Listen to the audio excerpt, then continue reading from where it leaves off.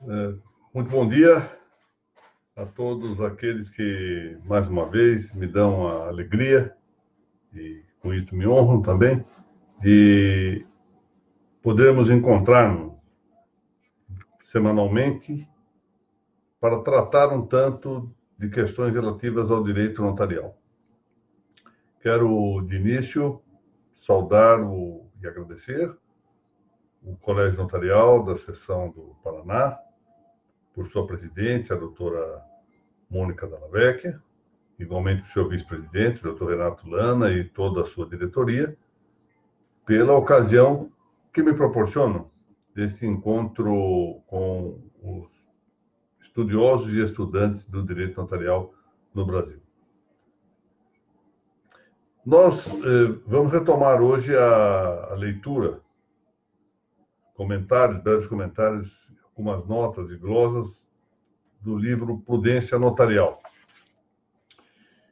Como sabem, esse livro foi editado no Brasil, isto no ano de 2012, pela editora Quinta, e, posteriormente, aqui esgotado, teve uma edição extraída na cidade de Madrid, a editora Dixon.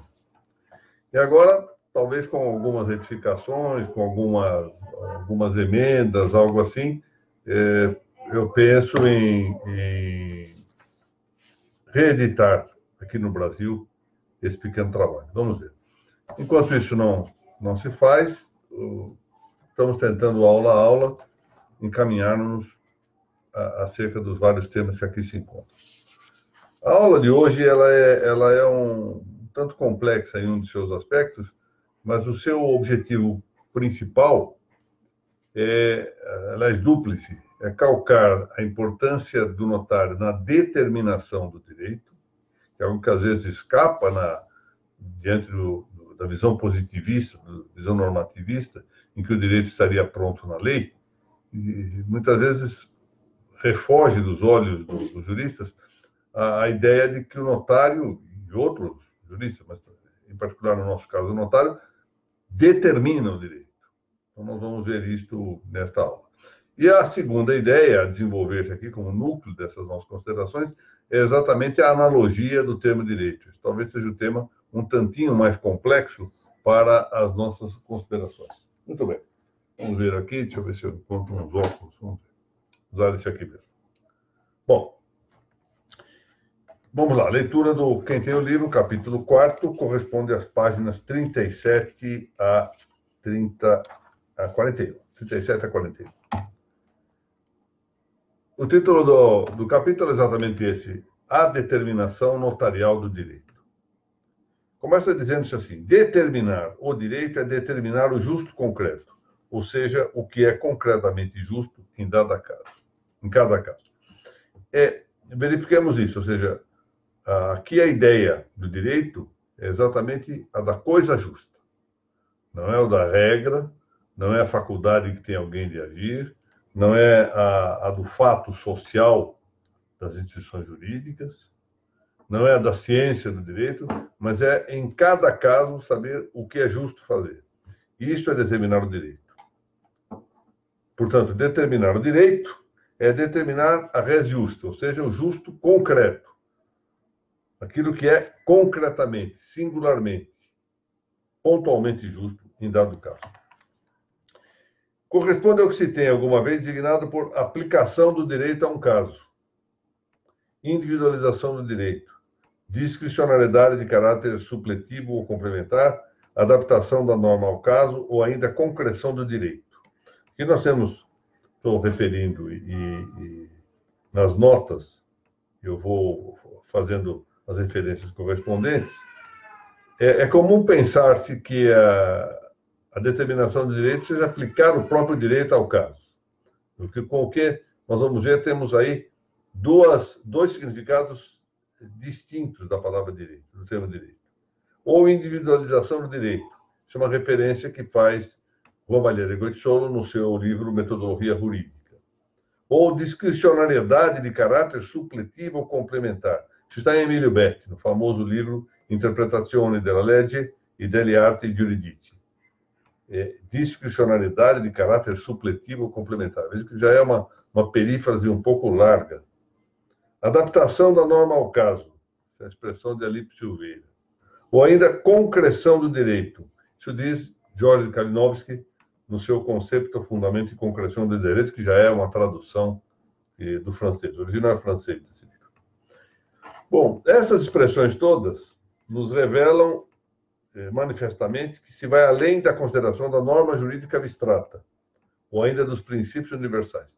Ainda que nós leiamos e tenhamos de apontar o matiz normativista que há nessas referências, individualização, sobretudo, discricionalidade de caráter supletivo, adaptação da norma ao caso, aplicação do direito ao caso, etc. Ainda que nós leiamos isto, volto a dizer, por uma clave normativista, o que nós estamos vendo aqui é que há a ideia da aplicação, ou seja, da consideração da norma jurídica como incidente concretamente, ou seja, fora do ambiente abstrato em que ela é normalmente emitida. E se deixarmos de lado a norma propriamente e passarmos a considerar os princípios jurídicos universais, da mesma forma, do que se trata com determinado direito, não é de sua consideração abstrata e geral, mas é da sua consideração particular, singular, de sua aplicação a uma situação concreta. Muito bem, vamos então agora tratar um tantinho mais da questão relativa à analogia do termo direito. Está dito aqui, o termo direito é análogo. E aqui entra o grande problema de considerar que tipo de analogia é esse que se encerra no termo direito. Nós fazemos aqui uma pequena referência inaugural e introdutória sobre quais são os termos, ou seja, quais são, quanto à compreensão, a divisão dos termos, classificação dos termos em unívocos, equívocos e análogos. Unívoco é o termo que tem um só significado. Por exemplo, a palavra homem. A palavra homem é um termo unívoco. Diversamente, os termos equívocos são termos que têm acepções ou significados diversos, completamente diversos, muitas vezes só tendo de comum o fato, se não da entidade, da corporeidade. Por exemplo, são ilustrações aqui, já fiz referência em outras aulas, um termo, um vocábulo como o vocábulo macaco, que se refere tanto a um animal quanto a aquele aparato para erguer os automóveis, por exemplo. Ainda há outros tipos de uso para os chamados macacos hidráulicos. Não é? O termo manga, que serve tanto para referir uma parte da peça do vestuário quanto uma fruta. O termo cravo tem pelo menos 5 sentidos, desde um dos tipos de instrumento de percussão, até pensarmos aqui em uma flor, condimento do doce de abóbora, o prego da cruz de Cristo, a afecção da pele. São sentidos completamente díspares. Portanto, esses termos são termos equívocos. Finalmente, como intermédio entre os termos unívocos, que têm um só significado, e os termos equívocos, que têm significados díspares, nós temos alguns termos ou conceitos que têm uma parte comum, bastante acentuada, mas que se distinguem ou se diversificam noutra parte. Um dos exemplos, que até esse foi o exemplo que está já à raiz da discussão da analogia com Cajetano. O exemplo são, ou sadio. É um termo análogo porque eu posso atribuir sadio propriamente a uma pessoa. Pessoa tem saúde, ela é sadia. Mas nós atribuímos também as causas ou condições dessa saúde. Então, dizemos de uma comida, que é uma comida sadia, da caminhada, da corrida, que são exercícios sadios, sãos. Quando propriamente são, é a pessoa que, diante dessas circunstâncias, dessas causas, adquire a saúde ou mantém a saúde. Então, aí nós temos o termo análogo. Pois bem, o termo direito é um termo análogo. Ele possui diferentes significados. Por exemplo, significado de norma jurídica. Quando eu digo, por exemplo, o direito penal proíbe o homicídio. Eu substituo a palavra de direito pela palavra norma ou pela palavra lei, e está bem esclarecido. Mas já não é esse o significado que se encontra na expressão, por exemplo, eu tenho o direito de comprar um telefone.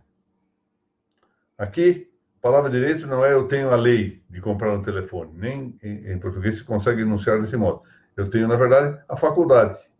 É a ideia do direito subjetivo. Então, já temos dois sentidos: sentido de norma jurídica ou lei e o sentido de faculdade. Um terceiro sentido: o direito estuda as normas aplicáveis à vida social. Aí a palavra direito, direito que estuda, supre por ciência jurídica. É a ciência jurídica ou filosofia jurídica. Ou seja, o que se chama de jurisprudência doutrinária.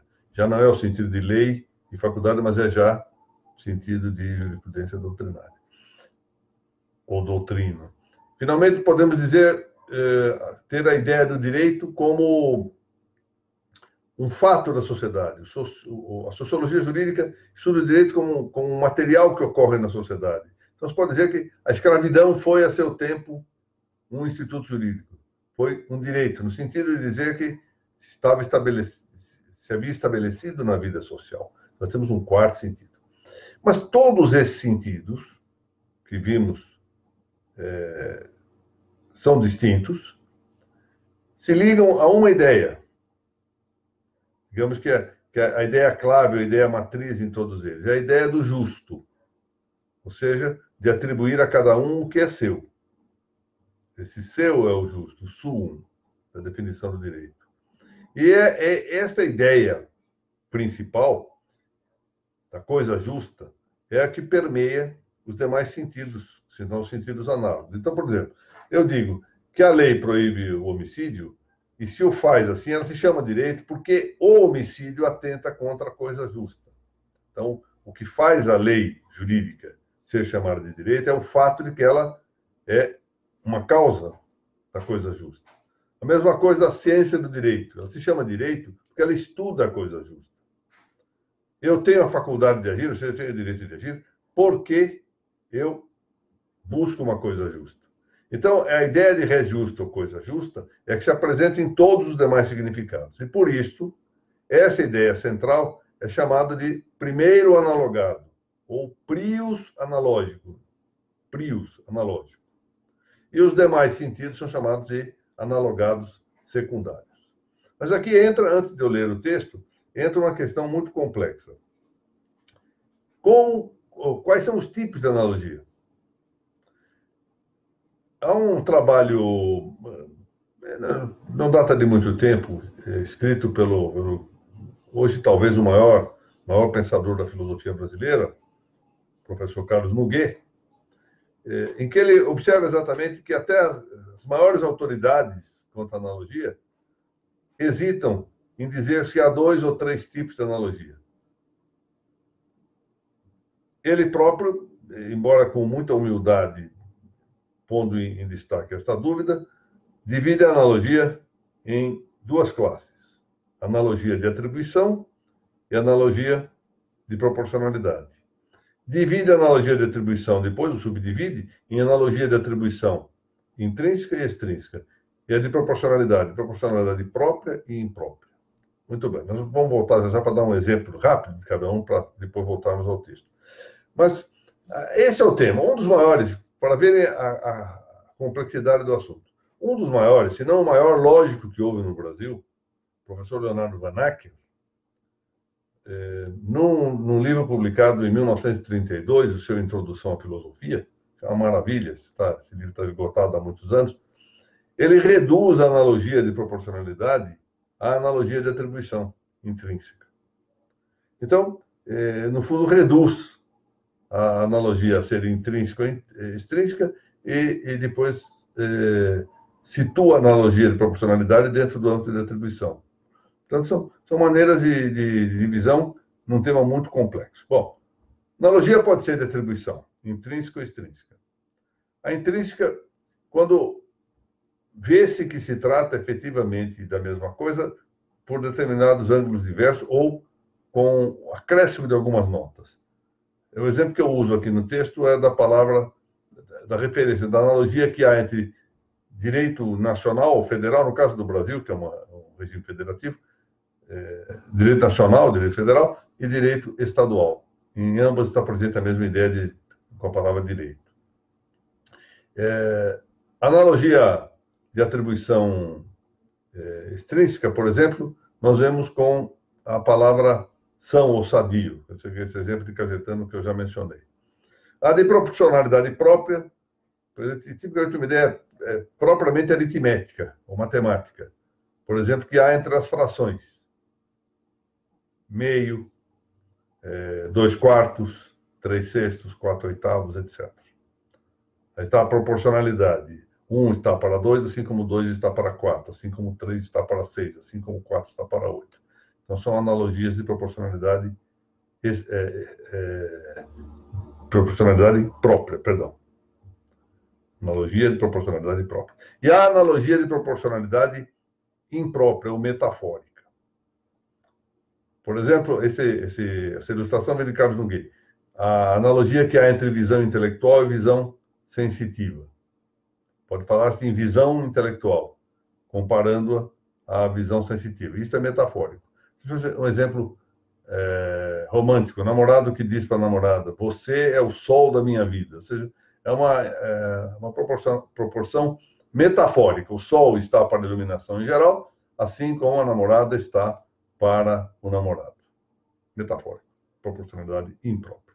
Bom, qual é a questão? É que é difícil dizer se o termo direito é analógico, por atribuição intrínseca, extrínseca ou proporcionalidade. E é difícil porque, exatamente dada a variação intensa que há com a palavra direito, a quem alguns chegam mesmo a apontar alguma equivocidade. Por exemplo, quando se pensa na ideia de direito como contraposto a torto. Entendem alguns que aí há equivocidade. De toda sorte, há algum tempo eu mencionei aos senhores e sugeri a leitura de um livro maravilhoso do Sebastião Cruz, é um opúsculo, em que ele conta como a ideia do direito demandava a existência de um símbolo para substituir palavras, porque as palavras não conseguiam significar tudo aquilo que representava a acepção do termo direito.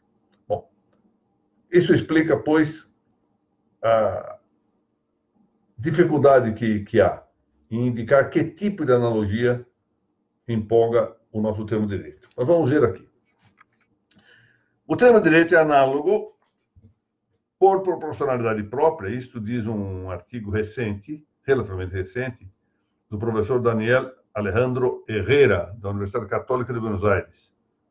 Um artigo chamado Analogia e Participação na Fundamentação do Direito segundo São Tomás de Aquino. Um trabalho muito interessante, em que ele sustenta que o termo direito é análogo por proporcionalidade própria, ou seja, a res justa estaria para a lei, assim como a faculdade estaria para a lei, e assim por diante. Mas não faltava, embora, quem o classifique na esfera da analogia de atribuição. E aqui é preciso considerar a autoridade deste autor, professor Guido Soares Ramos, falecido há poucos anos, foi professor aqui no Brasil, lá no Rio Grande do Sul, mas era de Córdoba, argentino, grande pensador de Córdoba, um grande jurista, responsável pela formação de dezenas de pensadores na Argentina. Ele, numa publicação, Tirca Humana Filosofia, escreveu um texto valiosíssimo, chamado El Concepto de Derecho, em que ele diz que o termo direito está no âmbito da analogia de atribuição. Mas não se deve desconsiderar o fato de, nas situações singulares, atenção, o analogado principal, que é a res justa, não ser causa, mas sim efeito de um analogado secundário, a lei. Por que isto? Porque há situações em que a lei humana, secunda uma realidade que lhe é anterior. O caso típico, por exemplo, da vedação do homicídio dos inocentes. Eu acabo de mencionar isso. O Código Penal, na verdade, é secundário da proibição. Noutros casos, entretanto, é indiferente que se faça de um modo ou de outro. E por isso, como é indiferente, a lei concretiza essa indiferença. Portanto, é a lei que realmente causa todo o direito. Até que a lei se promova, não havia sentido encontrar uma ou outra solução. Era indiferente que se fizesse de um jeito ou de outro. Por exemplo,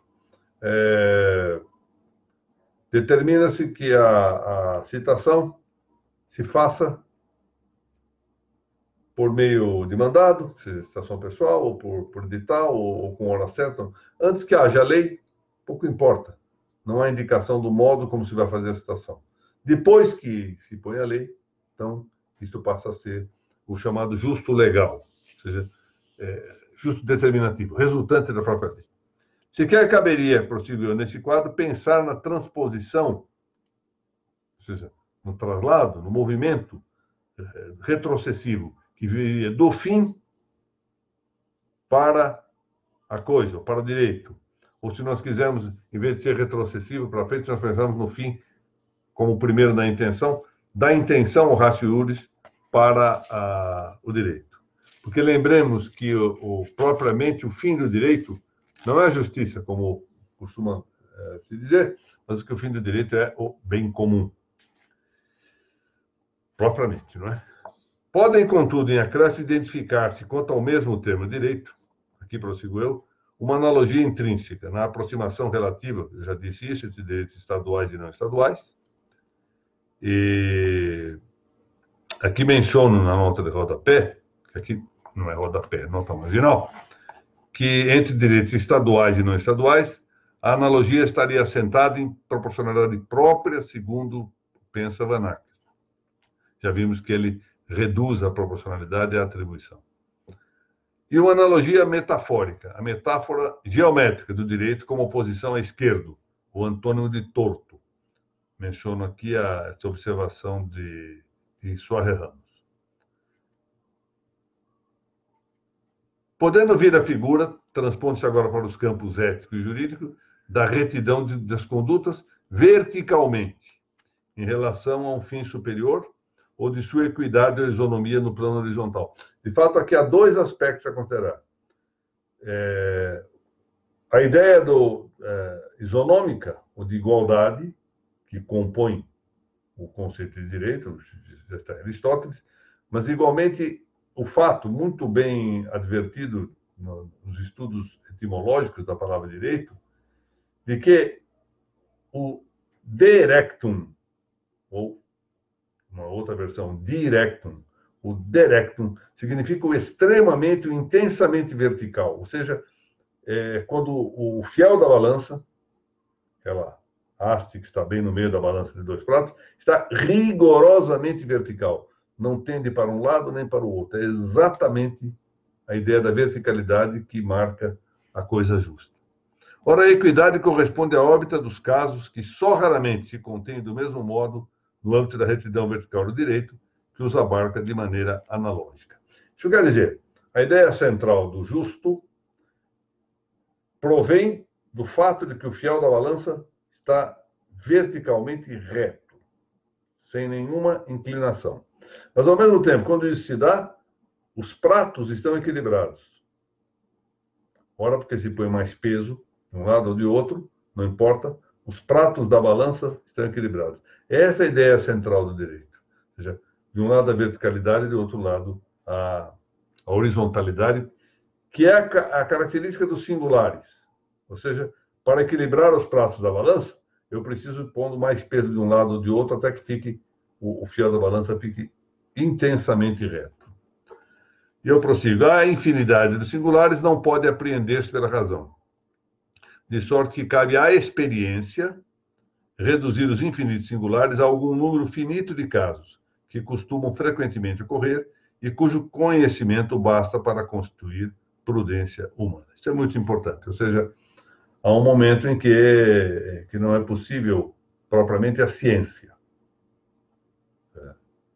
Se exigiria, na verdade, uma plena sabedoria para que se pudesse abarcar a infinitude dos casos.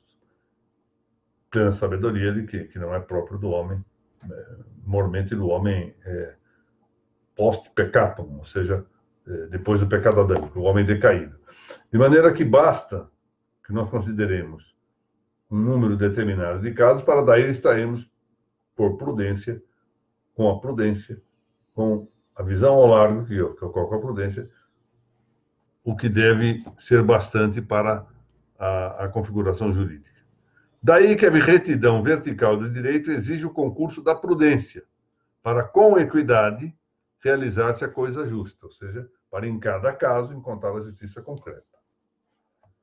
Pelo termo direito, prossegue o texto, designam-se vários predicáveis unidos mediante relações causais, tal que um dos conceitos, que é o seu prius analógico ou primeiro analogado, é o fundamento real e verbal, vale dizer, conotativo e de denominação ou de designação, ou seja, a realidade das coisas, da essência das coisas, na sua compreensão, mas também na forma de sua expressão, dos demais correspondentes termos análogos, que são os analogados secundários.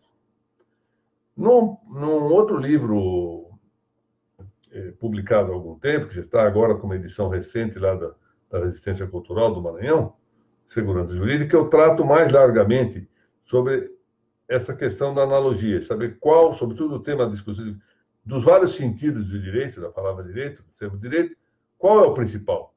Lei, faculdade, ciência, fato social ou a coisa justa? Então, lá se discute mais profundamente esse tema. Aqui, de algum modo, seguimos. Bem se avista inicialmente que a conceituação do direito é referível ao uso linguístico dessa palavra. Cabe dizer a história desse uso.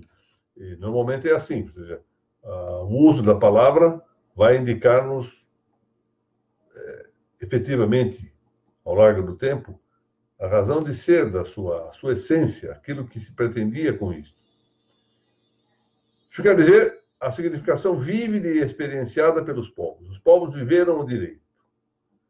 Essa é a crítica que eu dirigi, por exemplo, ao uso expansivo da palavra matrimônio. Não se trata de saber se pode dar-se, só por essa questão, discutir se pode dar-se, por exemplo, a ligação entre o homem e um animal, entre o homem e uma coisa, ou seja, o coisismo sexual, o bestialismo sexual. Não é isso que está em discussão. O que está em discussão é a arbitrariedade de utilizar os termos casamento ou matrimônio para se referir àquilo que nunca, historicamente, se referiu com esses conceitos. Essa é uma forma de manipulação de palavras, manipulação ou traslado ideológico de palavras.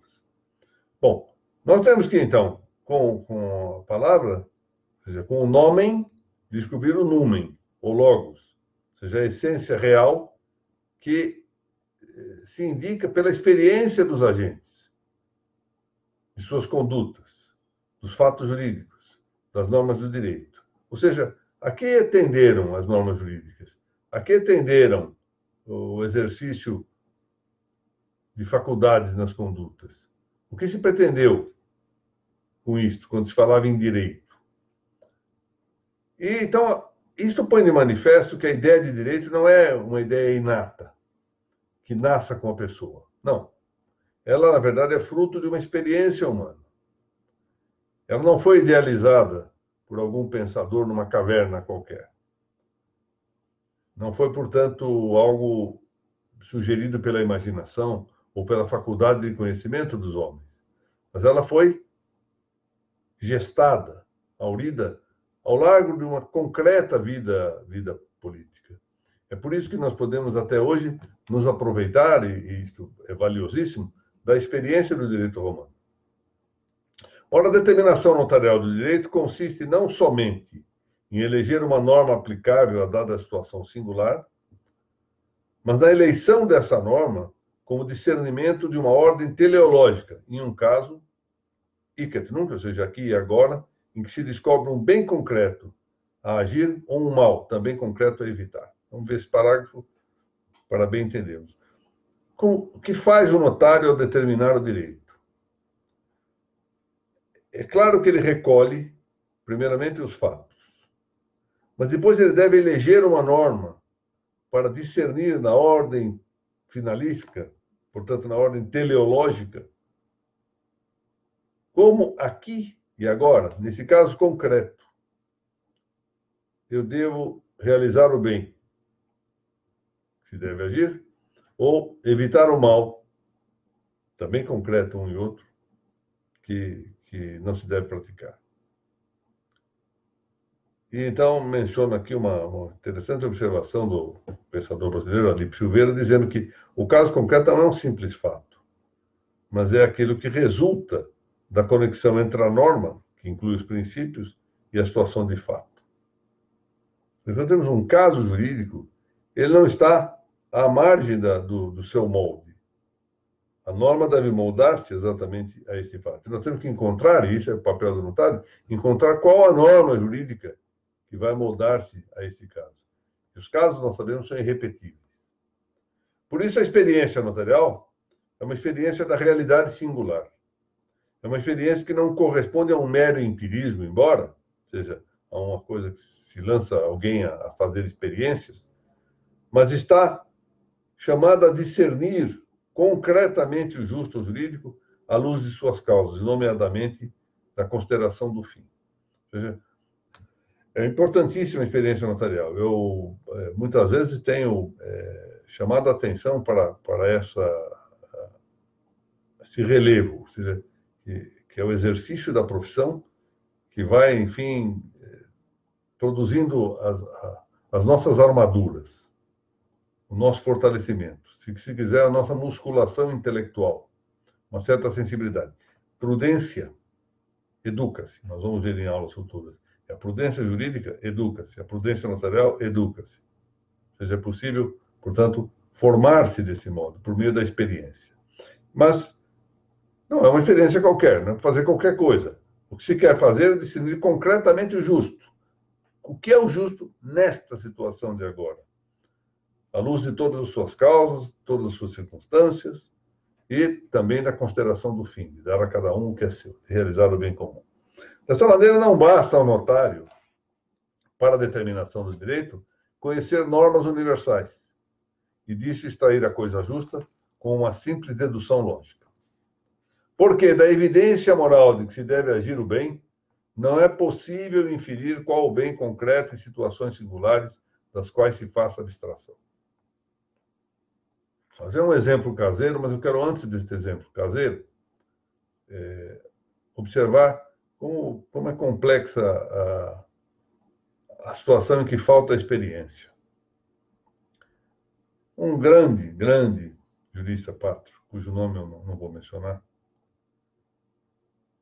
foi chamado a servir no Supremo Tribunal Federal. E como era um grande jurista, efetivamente, um grande cientista do direito, imaginava-se que faria ali um trabalho de grande esplendor. Pois deu-se exatamente coisa diversa. Ou seja, ele conhecia bem as normas universais, conhecia muitíssimo bem toda a teoria do direito, era um grande jurista, mas não conseguia decidir casos. Quando se tratava de aplicar a situação do direito, em geral, concretizando, não sabia fazer isso. Eu, no meu sentido, estudei por muitos anos com aquele que à altura era o maior metafísico brasileiro, o professor Alexandre Correia, e tive a ocasião de verificar isto. Ele, quanto ao conhecimento de caráter universal, dominava-o amplamente. Era realmente uma cabeça privilegiada. Mas tinha muita dificuldade no plano concreto. Mais ou menos, para que tenha um exemplo, alguém que domine todas as regras de trânsito, sabe de cabeça todo o código de trânsito, todas as normas, tenha lido livros sobre trânsito e não consegue dirigir um automóvel. Não consegue dirigir um automóvel. Falta a parte prática. E aqui, em concreto, eu tenho esse exemplo doméstico. É sempre bom a gente apanhar a própria experiência para pensar sobre o assunto. Os senhores sabem, eu tenho 3 filhas. De vez em quando, havia brigas envolvendo algumas delas. E eu queria ser justo, ou seja, premiar quem tem razão e castigar quem não tem, moderadamente, mas castigar quem não tem. Ou seja, a norma universal, não há dúvida, fazer o bem e evitar o mal, mas fazer o bem concreto e evitar o mal concreto. Mas como saber, neste caso, quem teve culpa, quem não teve culpa? É essa a questão. Ou seja, e isto só a experiência, só a cautela, como se diz, formar o cascão profissional é que vai levar ao mais possível acertar. Daí a importância da experiência notarial. Em contrapartida, tampouco é bastante o conhecimento do fato. Não basta conhecer o fato. Porque é preciso referir este fato a princípios universais. Porque se nós não referirmos o fato a uma norma ou a princípios universais, nós vamos cair em empirismos ou situacionismos jurídicos. Decidimos hora de um jeito, hora de outro, de acordo com os interesses, de acordo, por assim dizer, com o fígado do dia. A determinação do direito, como visto, exige não apenas o conhecimento do universal, mas também o do caso, em que hic et nunc, ou seja, aqui e agora, por derradeira de encontrar-se toda possível determinação do justo. Eu cito aqui uma passagem de José Castantobenhas. Castantobenhas foi presidente da Suprema Corte da Espanha e foi um grande incentivador, entusiasta do direito, sobretudo do direito notarial. E ele diz isto, esta passagem que eu cito aqui. O direito vai, sobe, ascende, dos fatos e casos da vida à norma, para descer depois da norma aos fatos e casos concretos. Então, na verdade, existe uma série de fatos e de casos. A experiência do singular nos leva a descobrir, com as várias distinções, com as várias discriminações, etc., qual o direito aplicável. E depois, a partir daí, nós descemos com a experiência concretizada para novos casos e novos fatos. É muito bem visto isso. Valério de Goitisolo trata desse assunto também muito bem, dizendo que o direito é um conjunto. Até mesmo nas aplicações diárias que fazemos disso, um conjunto de caminhos. Vai-se de um caminho do fato à norma, da norma ao fato, e vai se discutindo. Nós temos uma primeira visão provisória. Temos um fato e temos provisoriamente a ideia de aplicar esse fato a determinada norma. Aí voltamos ao fato, depois que descobrimos a norma, e aí começamos a distinguir algumas coisas, aí voltamos ao direito e vamos assim. Fazemos um caminho com um método indutivo, ou seja, a partir do particular para o geral, e dedutivo, vindo do geral para o particular. E assim vamos, por assim dizer, dialogando, dialetizando, com o melhor sentido de dialética, no campo da experiência jurídica. A esse modo de conhecimento convém a determinação notarial, que encontra em suas funções de respondere e de cavere seu âmbito determinativo peculiar da res justa, ou seja, com a função de responder às questões e de prever. Eu tenho muitas vezes, na linha do que ensinou Valério de Goitisolo, indicado que o cavere, ou seja, a ideia de prever, de ver ao longe, de precaver, é o fundamental, o mais importante da função do notário. E nenhum de nós terá o cavere suficiente se não tiver a experiência. Ou seja, o cavere não é algo instintivo, não é algo intuitivo.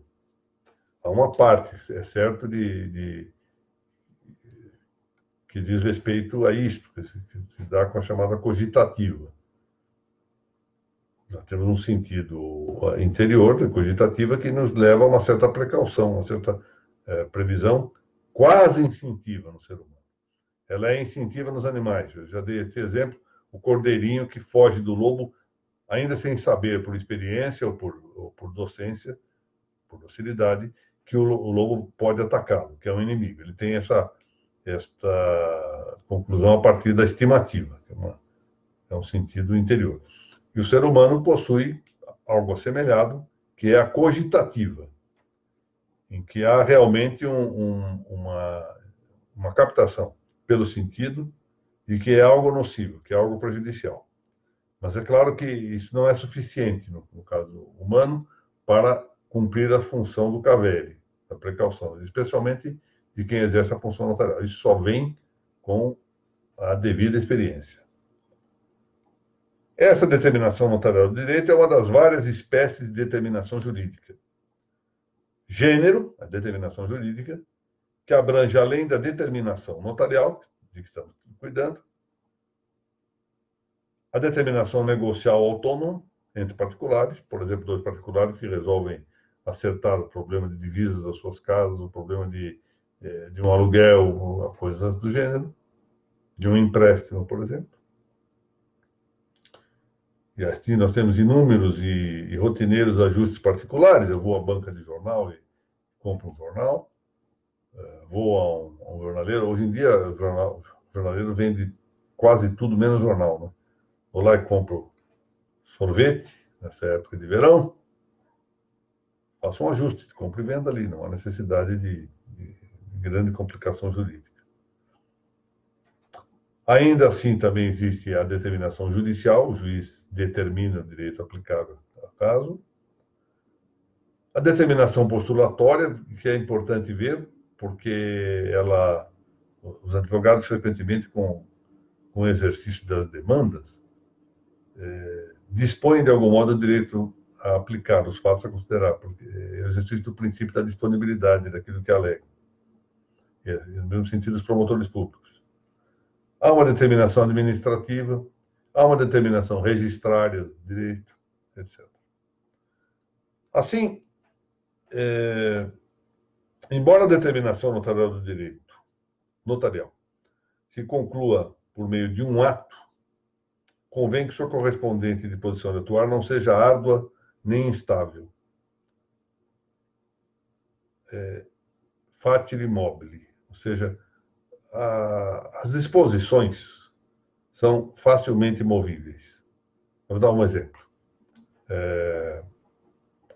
Quantos de nós não têm a disposição, logo após, geralmente é isso, logo após o final do ano, a começar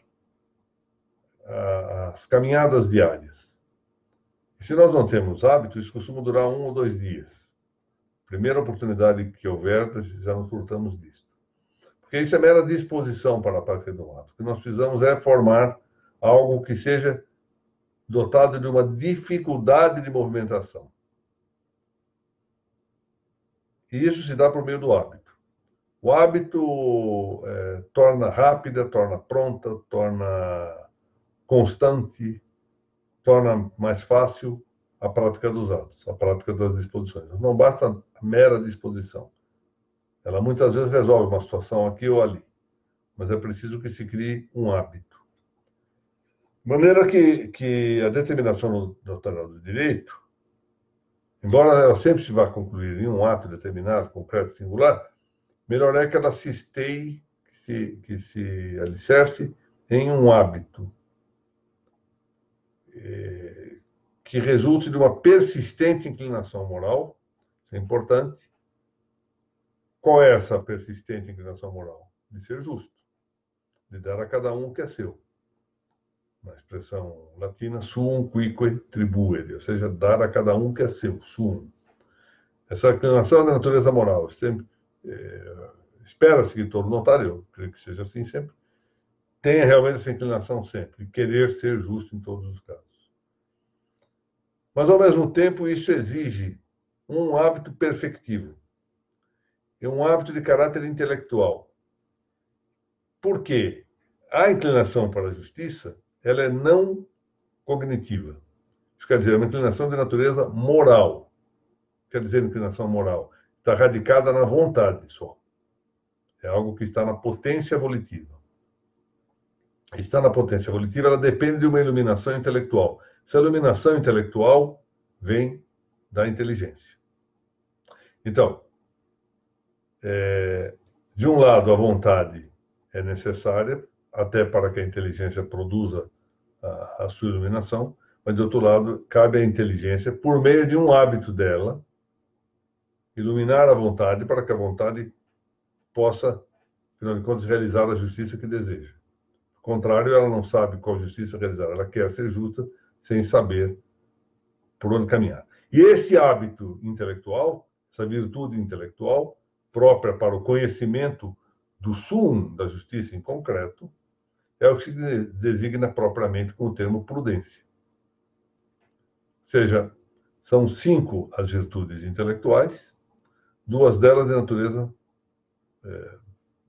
2 ou 3, por assim dizer, no certo sentido, podemos também considerar a sindérese como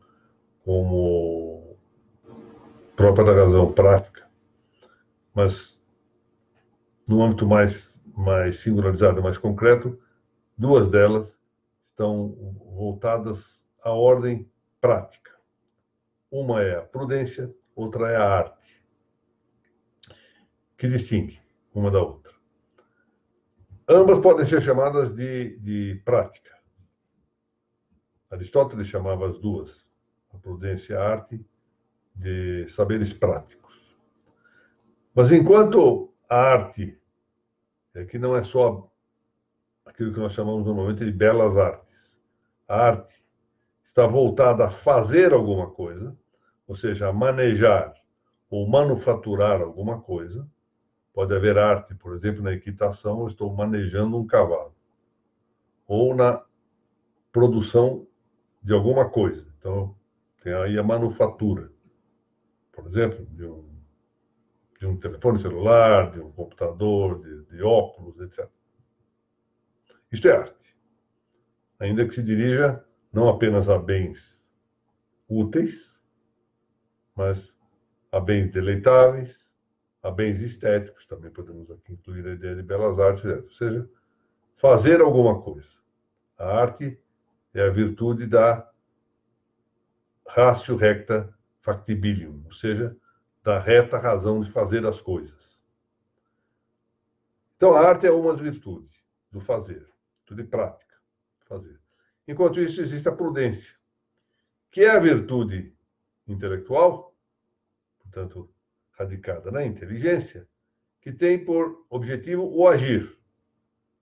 Portanto, enquanto a arte se dirige ao fazer, tem transitividade, vai fazer alguma coisa, a prudência se dirige ao agir, é imanente.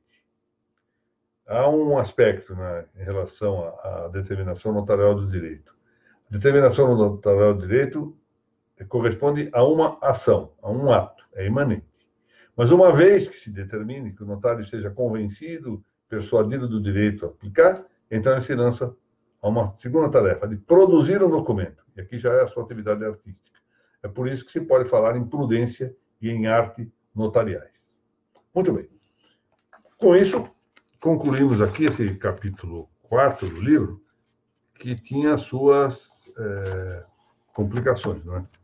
Espero que eu tenha conseguido ser claro para analisar a matéria.